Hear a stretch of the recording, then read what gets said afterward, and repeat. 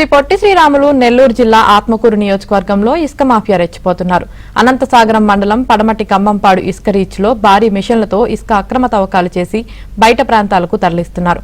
ఎన్నికల కోడ్ నేపథ్యంలో ఇసుక రీచ్లను పరిశీలించిన ఆర్టీఓ మధులత ఎన్నికలు ముగిసే వరకు ఇసుక రీచుల్లో ఎలాంటి తవ్వకాలు చేయవద్దని ఆదేశించారు. అయినా సరే ఇసుక మాఫియా మాత్రం అధికారులు ఆదేశాలను బేఖాతరు చేస్తున్నారు. ఇసుక అక్రమ తవ్వకాలకు జోరుగా నిర్వహిస్తున్నారు.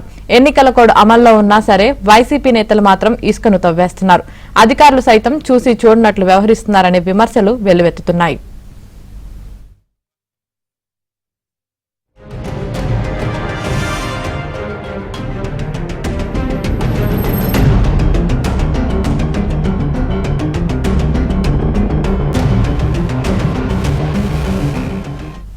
శ్రీ పొట్టి శ్రీరాములు నెల్లూరు జిల్లా ఆత్మకూరు నియోజకవర్గంలో ఇసుక మాఫియా రెచ్చిపోతున్నారు.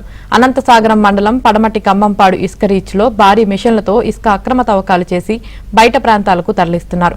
ఎన్నికల కోడ్ నేపథ్యంలో ఇసుక రీచులను పరిశీలించిన ఆర్టీఓ మధులత ఎన్నికలు ముగిసే వరకు ఇసుక రీచుల్లో ఎలాంటి తవ్వకాలు చేయవద్దని ఆదేశించారు.